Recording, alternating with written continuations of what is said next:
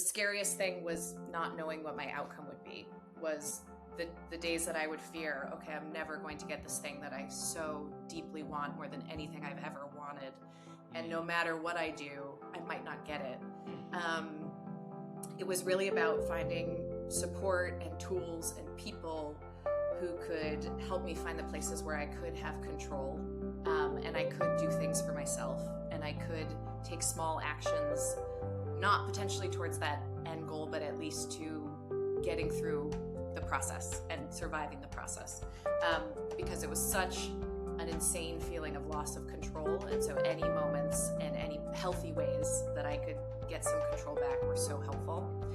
The thing I dealt with as well was after I had my daughter, I had quite bad postpartum rage and postpartum depression, but I thought surely I couldn't be suffering from that because this was the thing I wanted more than anything, and now I have it. So how crazy am I that I'm now not happy? So I think the other thing I would have really loved to hear is, no matter what you're going through, it's not shameful or abnormal or unsupportable. There's support out there. Welcome to the Motherhood Clinic, a podcast about caring for mothers after childbirth, led by clinical experience and real-life stories. If you're a new mom and ever asked yourself, is what I'm going through normal? Should I be worried? Or who should I ask for help? This podcast is for you. It's for anyone navigating those early weeks, months, or even years after having a baby. Each episode brings together voices from across the motherhood journey, from clinicians, experts, and mothers from all walks of life. We're here to help you feel more empowered in your unique motherhood journey. We believe in a better start to motherhood. Melissa, thank you for coming back to the Motherhood Clinic. In our first this is part 2 of the conversation we've had around the Acuity Gap. And in the first conversation, Melissa, I think you did a really great job of, highlighting what the issue is around that. And, we painted this view of oftentimes mothers or people in general go through these health events where you're not quite at the level of threshold that is deemed to be a medical event, because they are working towards the highest critical events that need to be done. But that nonetheless can often land you in that kind of gray zone where you're left for a chronically long time to deal with these really adverse, life events that can have, traumatic implications going forward. So what we wanted to do is to then switch the conversation around, say, okay, we've looked at the problem. You gave some really helpful context on the prevalence and the size of this problem that people go through and just how common it is, unfortunately. But this conversation, we want to turn from problem to response. And I think there's 3 lenses, or I think in our conversation, there might be more, 3 levels rather, at which we can start to unpick this problem. There's what can we do as individuals? So if you've been through it or going through it or worried about it, what can you as the mother or the individual do about this thing? And what did you do, Melissa? And what do we do? So that would be one thing. Then I think the second level is like the bubble around that, which is maybe your community or your group of people, your friends and family. What is it you could ask? Or if you are a carer, or if you are someone that's caring for someone that's gone through pregnancy loss, what can you do to support them in the best way? What needs to change around you? We can maybe delve into like the online forums or the offline. What were some of the great resources you're seeing out there? And then I guess the last level is more of a systemic level. So kind of putting the world to rights. Like what needs to change in the system? What is it you're doing at Sibyl to address this systemic challenge? So then what are some of the changes that we can look forward to or hope to affect in the healthcare world? So that's kind of a bit of the lay of the land for today's conversation. Melissa, I'll hand over to you to give a bit of a scene set for this discussion. Sure.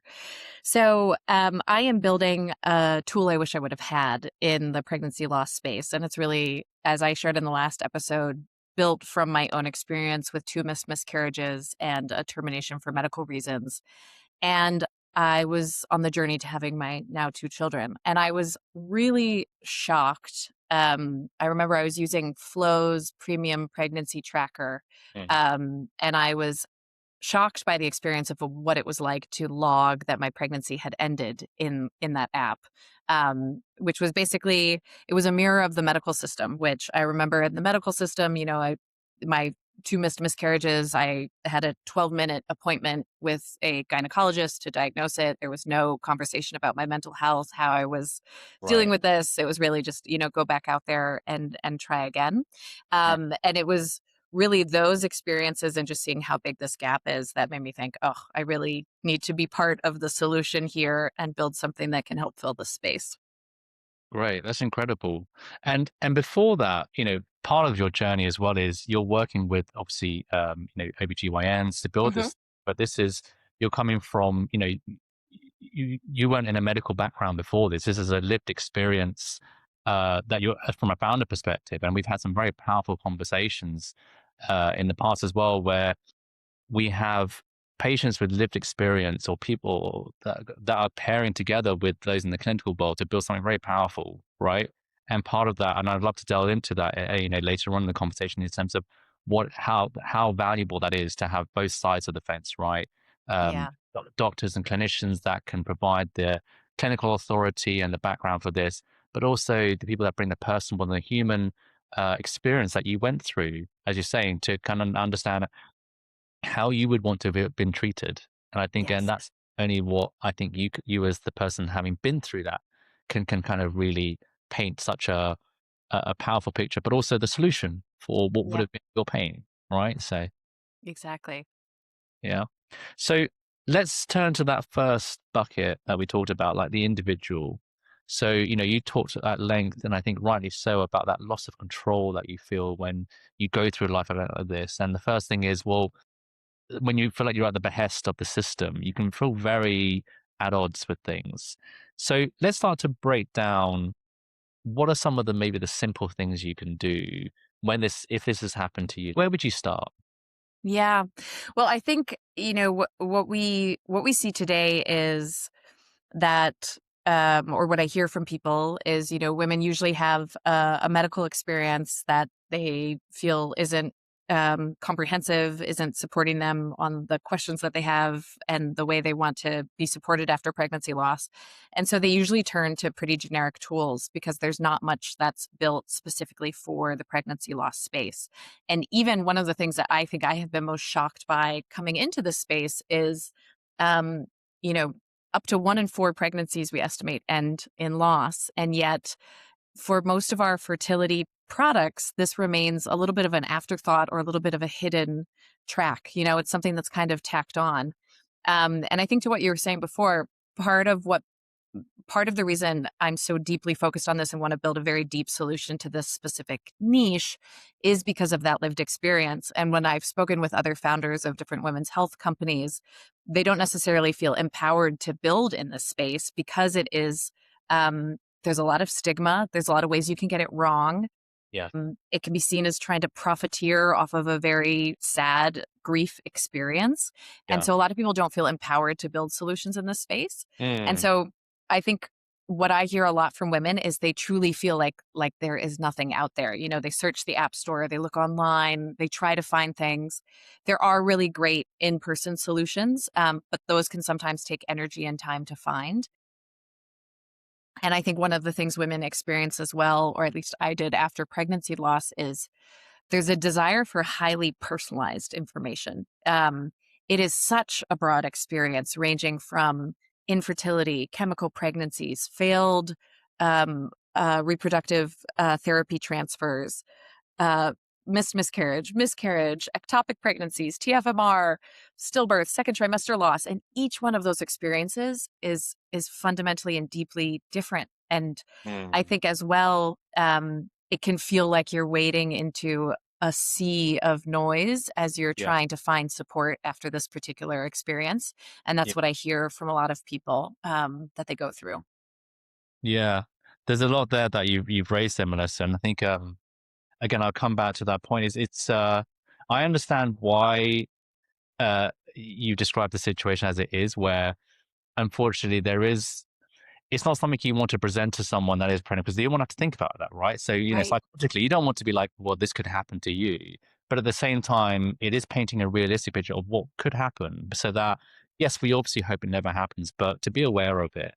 And the second point around how do you build a business that addresses that need? And again, it's unfortunate that, I understand why, where even with the motherhood clinic, it's been seen like you don't want to be seen to be taking advantage of a vulnerable situation. But the way I've come to round that out in my view is that there is a valuable need, that there's a clear need to address this problem. That is clear. And hopefully what you're trying to do is provide value for that need. And so anything of value needs the time, effort, and money to do that. And I think it's just as simple like in any transaction or any kind of other area of life, you would say, if I value something, surely I would make time and money for this. And Exactly. I think it's changing that lens through which we look at these things, where you're saying, if I think this thing is of value, which I think clearly to many people that have been through it would be, I would want to pay for something.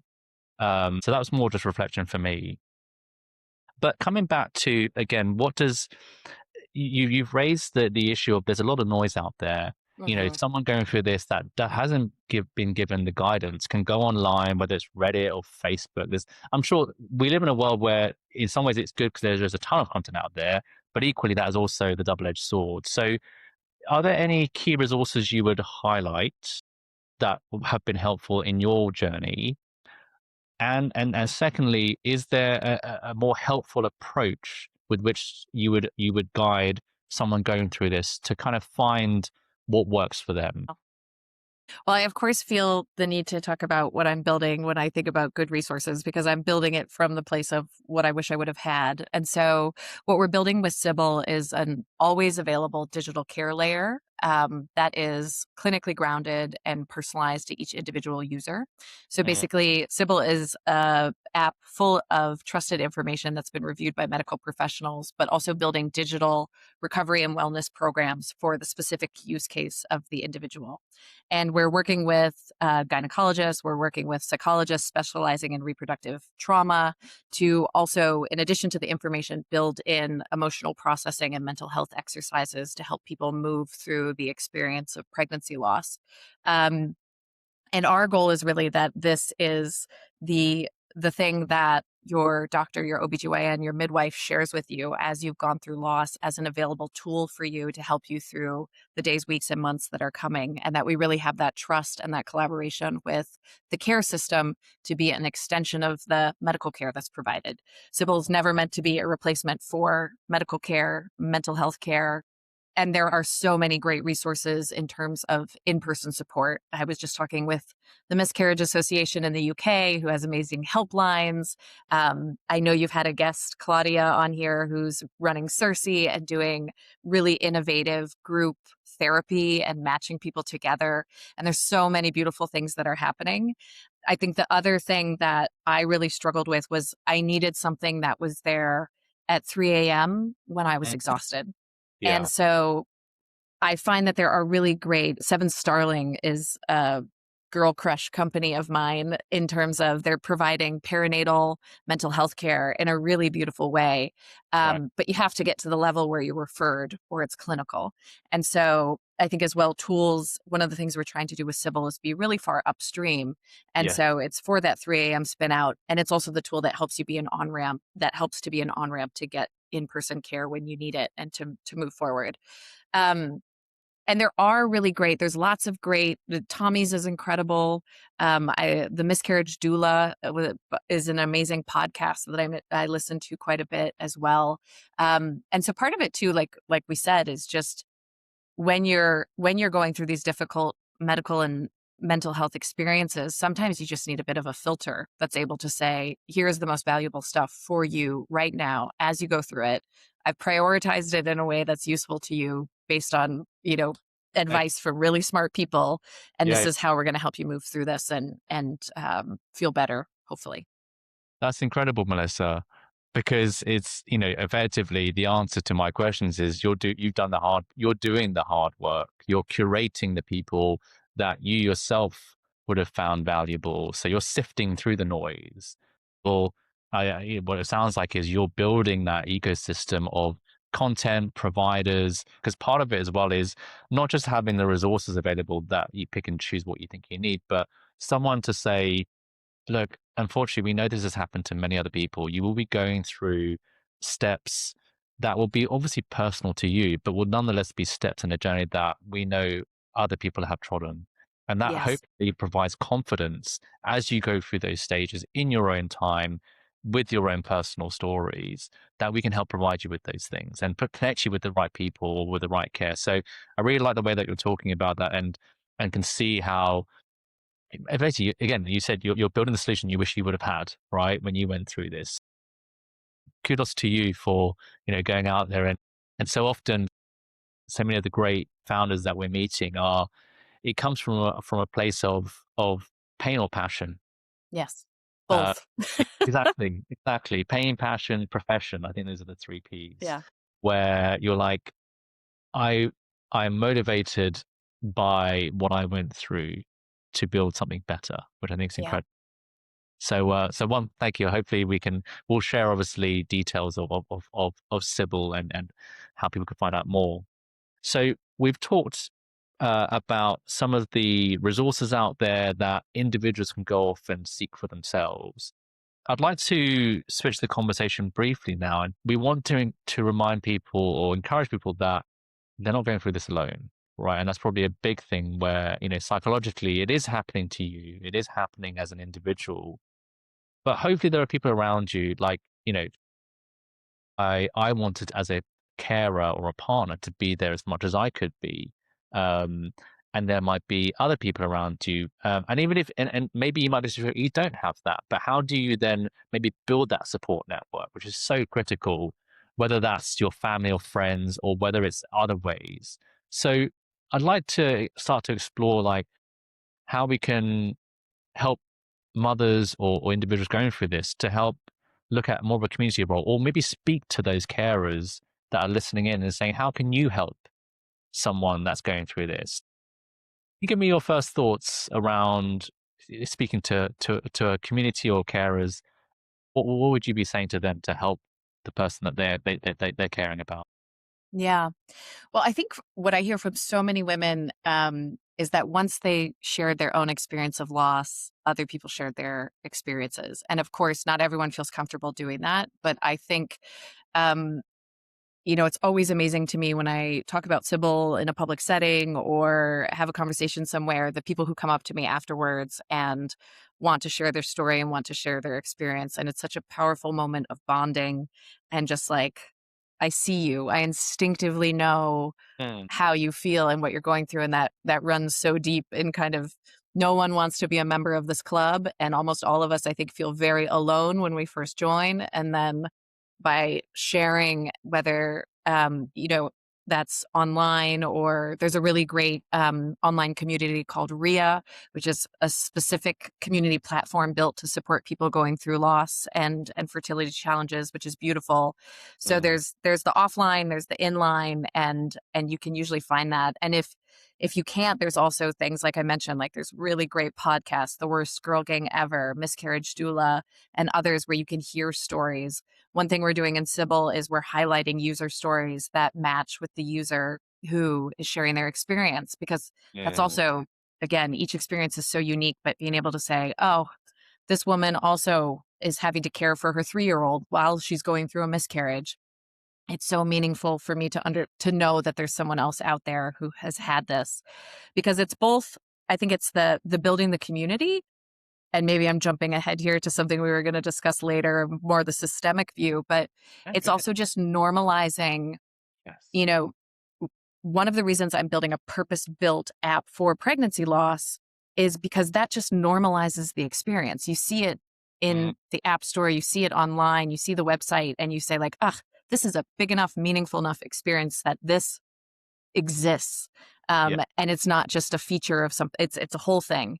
And I think that is a big part of it as well, and a big part of that community. Um, when I think about obviously partners, your partner in pregnancy is such a big part of this. And it's a journey for the non-pregnant partner too. One thing we're thinking about in the future in Sibyl's product roadmap is that we'd also want to offer support to the male partner, the non-pregnant partner in a couple, to help them process and recover and go through the experience of pregnancy loss.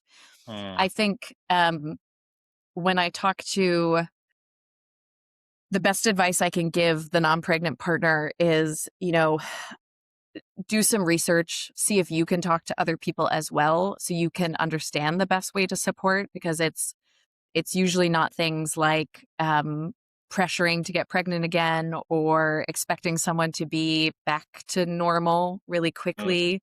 And it's really a lot of listening, giving space, understanding that if there's tears 6 months, 1 year, 18 months later, that's normal. My husband for years was my filter on all pregnancy announcements. So he would basically try and like intercept the pregnancy announcements of our friends before they would reach me.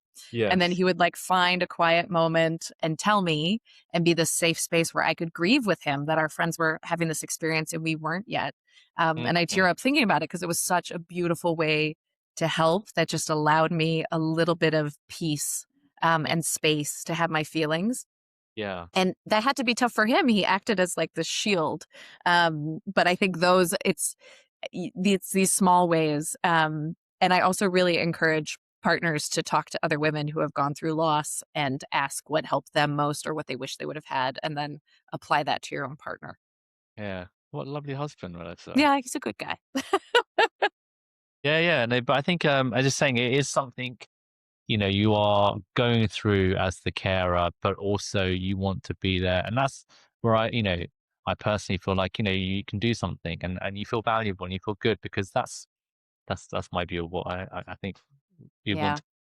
want. So that's The lovely. last thing I'll say, Patrick, I will just add, for all men, understand physically as well what your partner goes through in the pregnancy loss or infertility journey, and be ready to step up to the plate if and when it's your chance to get tested, prodded, poked, etc. I know it's not enjoyable, but I think there's having a deep appreciation for what the pregnant person goes through this experience physically is also really important.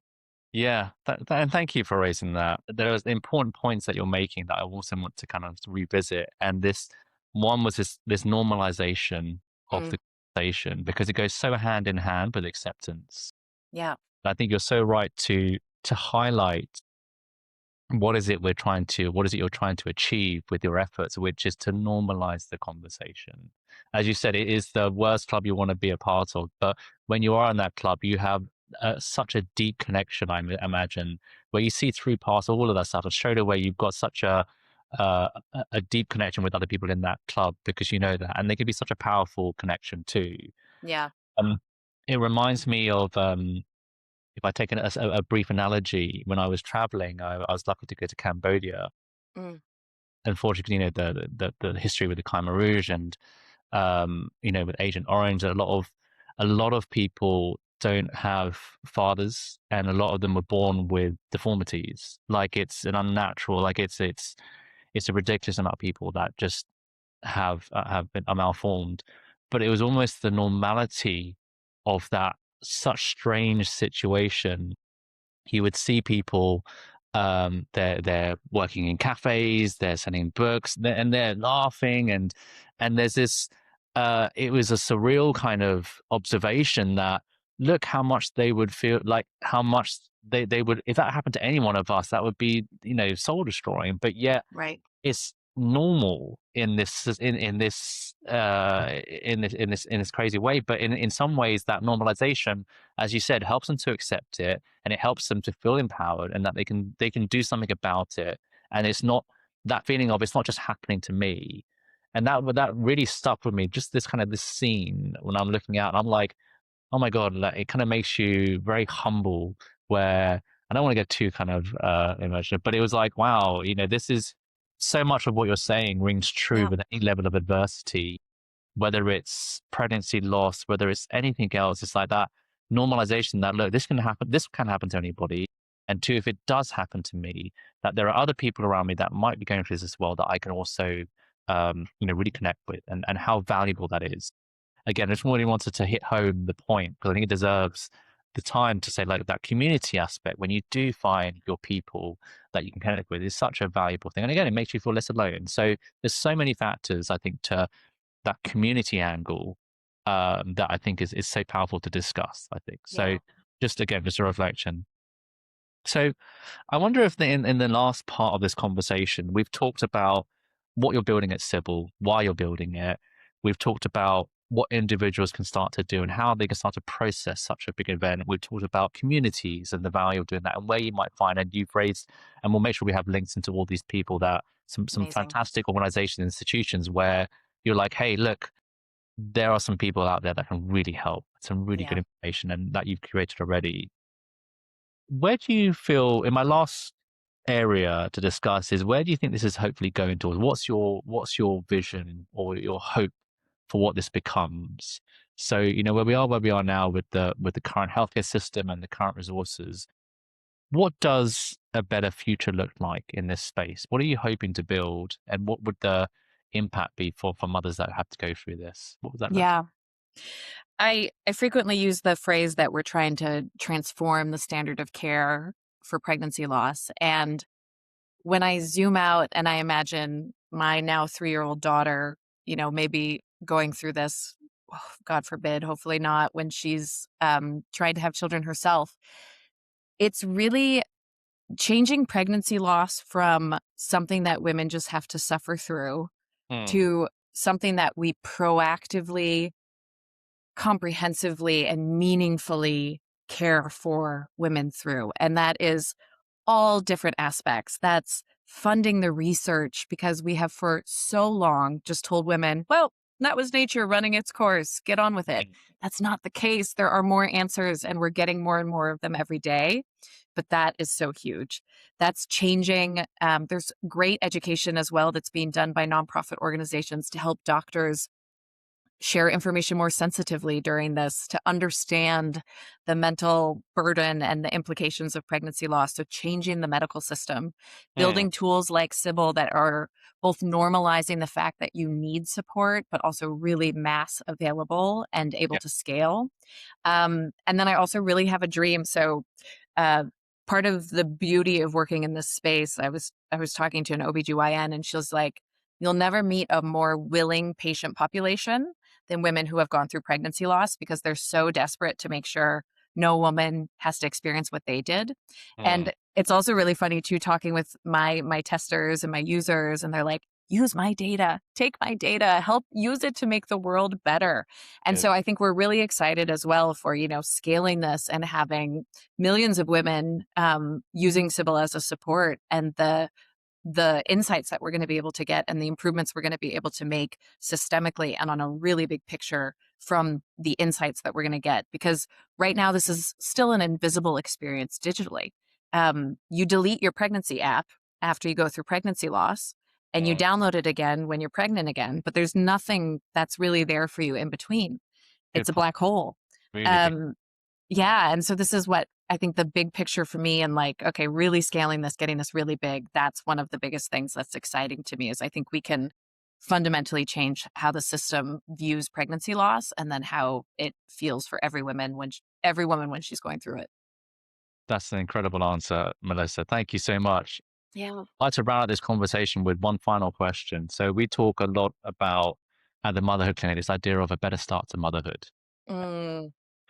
Given your experience, and now thankfully you are a mother, what does a better start to motherhood look like for you then?